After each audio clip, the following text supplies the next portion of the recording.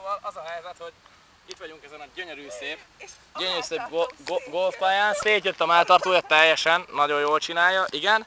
De nem is ez a lényeg, hanem az, hogy ez a fű, ez olyan, mint a golfpályákon, én ilyet még nem láttam. Tehát, ha itt lefekszek és megnézem, akkor gyakorlatilag ilyen kicsi.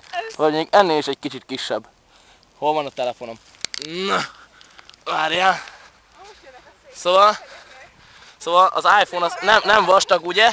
Nem vastag, ugye? De gyakorlatilag ilyen a fű, vagy annyira tömör, hogy nem megy bele. Tehát az... Jaj! Csúnyán befüveztek a lányok. De még hogy?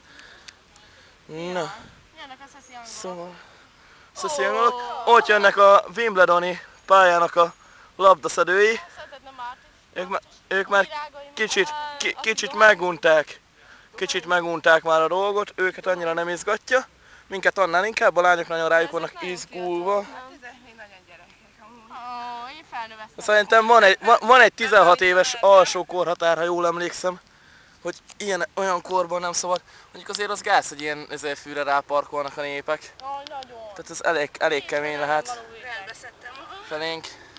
Igen, most már mindenki látta, hogy nem látni a bugyirat.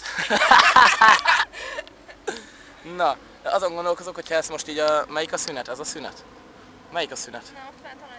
Majd megvágjuk amúgy. Ez a szünet? Hallod? Nem is megvágjuk. Repülő! A repülő, hát nem látjátok a repülőt, de látjátok, ott megy a repülő, az ott a repülő, nem lehet közbe zoomolni, mert az egy olcsó gép, de az a lényeg, hogy ott a repülő. Kicsit így széjjel szóródtak a cuccaink, mert úgy döntöttünk, hogy mindenki gurulni fog, és gyakorlatilag egész nagy területen szóródtunk szét ennek köszönhetően. Egy ott integet, most már Dóri is integet, mint annó a double deckeren, ezért mentünk egy körülbelül, nem tudom, az előbb 12 kilométert mondtam, de lehet, hogy több is volt. Nem miatta, csak úgy általában amiatt, hogy ott jól éreztük magunkat baszottul. Na. Ott messze meg vannak bobik.